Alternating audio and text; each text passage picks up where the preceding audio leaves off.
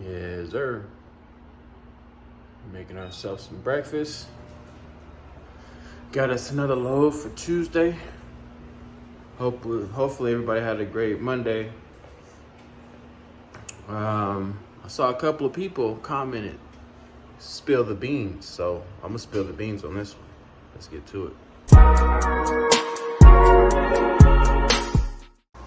All right, guys. We are heading to St. George, Utah after we eat our breakfast. St. George is about 100 miles, 110 miles, somewhere around there. So we're doing a short one. Pick up at 10, drop off at 3, heading back home. Not that much. We got it for 6. Tried to get it for $7.50. I should have asked for 8, and they probably would have met me at $7.50. But I'm learning as I go. I'm gonna get these kids to school, go get that truck ready, and then we're gonna head out. I know you guys want me to spill the beans right now, but I'm trying to build this channel up, guys. If you're not subscribed, help a trucker out and hit that subscribe button. But you're gonna have to come along with this journey, and I'll let you know the profit we made for last week. Let's get to it. Oh yeah. That's a good way to start your morning. Yep. Look like our first load canceled on us. We had it was picking up toilet tissue. I knew for sure if they would have told me it was toilet paper, I wouldn't have taken it. Because I know you can't do toilet paper loads. They like to go to the top of the ceiling all the way to the back. But the lady told me it was paper, something with paper. It wasn't toilet paper. And I got there, and I already knew they wasn't gonna take me. I jumped out. I was like, "What's the commodity here?" "Oh, we do toilet paper." I was like, "Oh yeah, this is not gonna work. I have a roll-up door." They're like, "Yeah, it ain't gonna work." I was like, "All right." So I called the broker. I was gonna try to get some money because I did go there.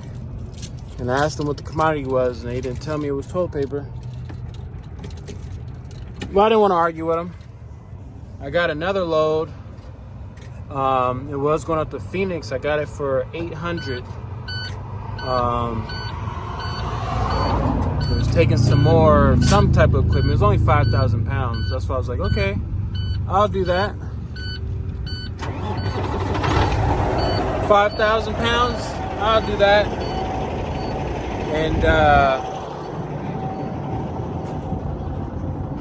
And it was for later today at 3.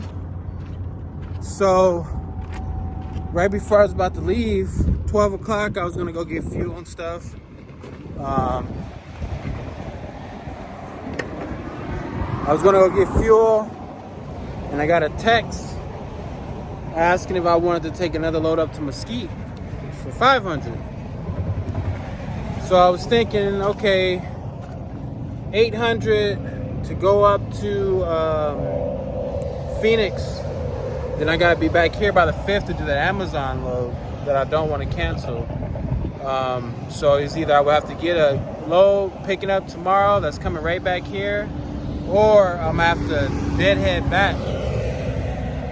I made an executive decision. I'm gonna take the $500 load because it's not gonna take me any fuel or less fuel to get up there. So it's almost, it's good profit there. When you weigh out the time, it's like 35-minute travel up, and then so it's like an hour round trip. Plus they load and unload pretty fast, and I can just look for something for tomorrow.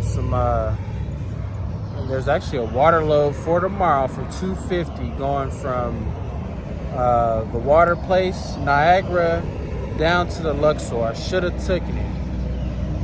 But anyways, so I'm just gonna look for something local tomorrow, or something I can drive out and turn around. But yeah, we did get denied. It was paper. I can't do any. If it says paper on there, I know I can't do it. Don't even try. But like I said, 90% of the loads out there I can do. But we got denied once. Just wanted to share that with you. Let's go get loaded. Yeah, buddy. I would do this every day of the week. 5 days straight, they had this available. This right here is easy peasy, baby. Been here 3 times. The guard already knows me. There's like a line of like 6, 7 trucks. I was the 8th truck. He saw my truck and he waved me over to the second line. He's like, "You here for dunnage, huh?" I was like, "Yes, sir." He said, "All right, just wait a minute, I'll get you in." And then he went, checked, finished what he was doing. I already knew I was going to be in dock door 28 unless somebody's there. And he was like, "What dock door you want?" I was like, "Usually I get in 28. He's like, "All right." He called in, "Hey, dunnage to Mesquite. Dock door 28 okay?" And he said, "Yeah, dock door 28. He's like, "All right, you know the procedure. I see you on the way out." I was like, "All righty. I see you on the way out."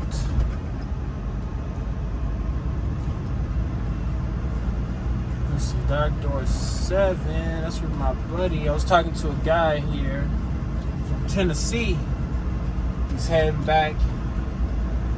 They had him park across from 7 because 7 wasn't available yet. Nice guy from Tennessee. And I talked to another guy from Pennsylvania. They said they were owner-operators for 4 years and they gave it up, just went company driver.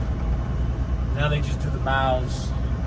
I was trying to ask, how long are you out here for and all this stuff, but it seemed like they're older guys. If they had kids, their kids would probably have kids themselves. So they got the free time. I just don't have the free time to go OTR like that. I have to, I don't have to. I want to stay close to my family. I need to stay close to these kids. My wife works. She travels for work. Right now it's her busy season. And then she doesn't work for like 4 months out of the year. Like the beginning of the year, the first, from June to July is when, or not June, sorry, what is that, January? I think January starts to slow down for her all the way until to the summer, after summer and stuff like that. But, so we gotta get a nanny, or right now my parents, they come in handy when they can, when they're not busy. But we try to make it work, man. We try our best. What we can do to make sure we're supporting these kids financially, emotionally, and make sure we're raising good kids. So that's all we can do, is do our part out here. So I have to be home. That's why I got into this trucking biz like this. That's why I bought my own truck and trailer. Is because other people are here. Is because I can't afford to be away from my family weeks and months out of the year. I already did that when I first started trucking. I'm pretty sure for those of you who've been here before, you heard me tell the story all the time. My first year trucking, of course, I bought my truck. I only trucked for like a year before I bought my truck. But my first year, I put in that work. I put in that sacrifice. I was gone 4 months out of the time. I come home for 4 days and I go back out for another 4 months. I did that 2.5 times before I had enough money to buy my own tractor or finance my own tractor. And that's what I did. And I did it so I can have more home time with my wife and kids. So I did that sacrifice at the beginning. Sorry, just trying to get in here. I did that sacrifice at the beginning so I can get home time. And that's one of the reasons why I fell in love with Amazon Freight.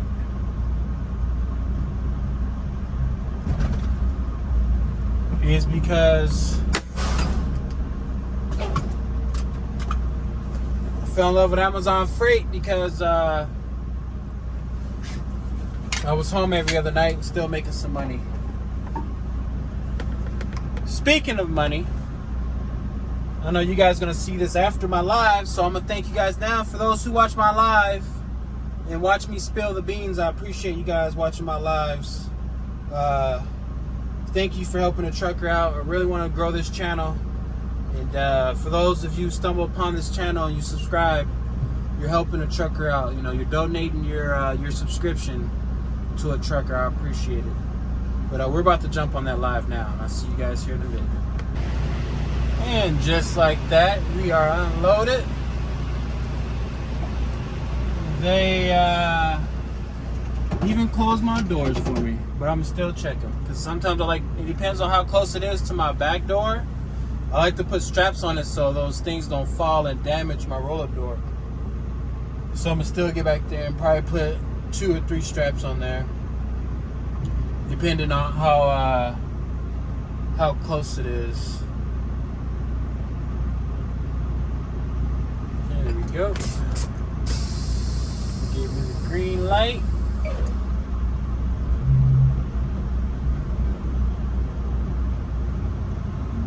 Noise. I'm gonna pull out a little bit before I go back there and check. We're in and out, baby. Didn't feel like he put too much back there. I've only heard him go on there a couple of times. Usually I can hear him boom, boom, boom, they be knocking.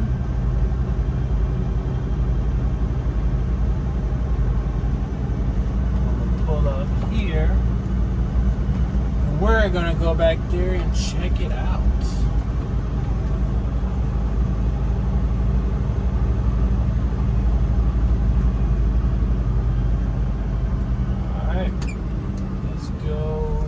Inspections.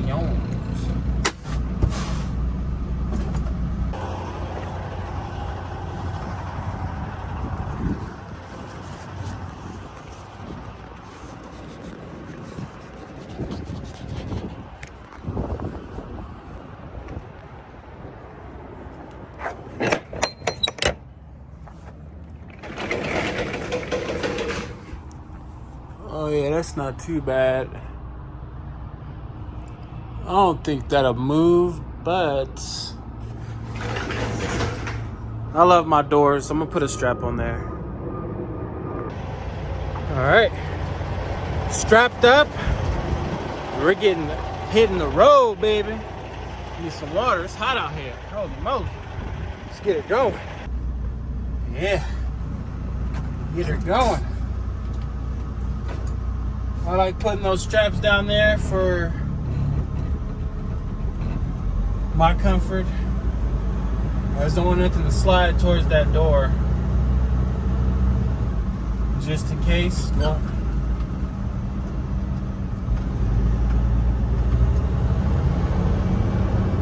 there we go. Sorry.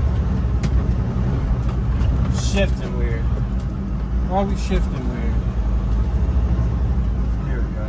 Sometimes I don't press down on my throttle enough.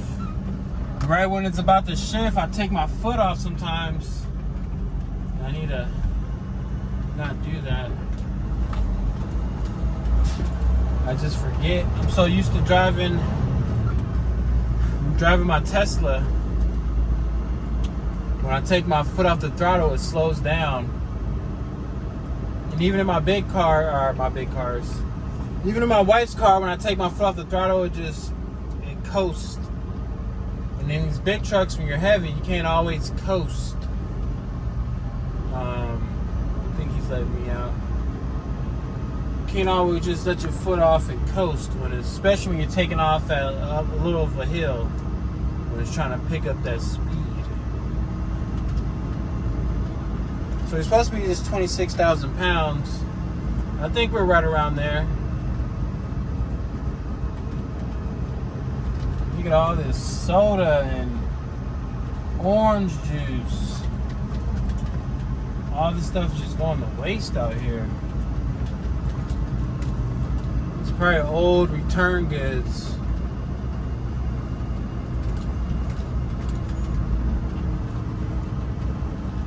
Old return goods.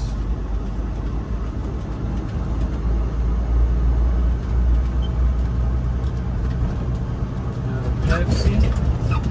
So I'm gonna have to come apply for a Pepsi job. Pepsi Cola.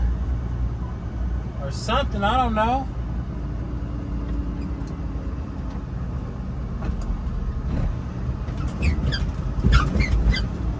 Find me an in-town job that takes me up and back.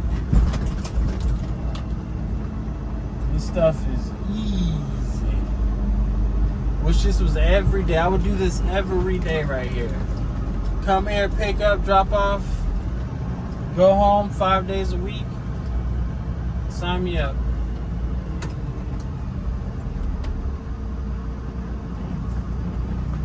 Alright, let's go get that seal and get this paper signed and get out of here. Just rolling trucking. What's going on, man?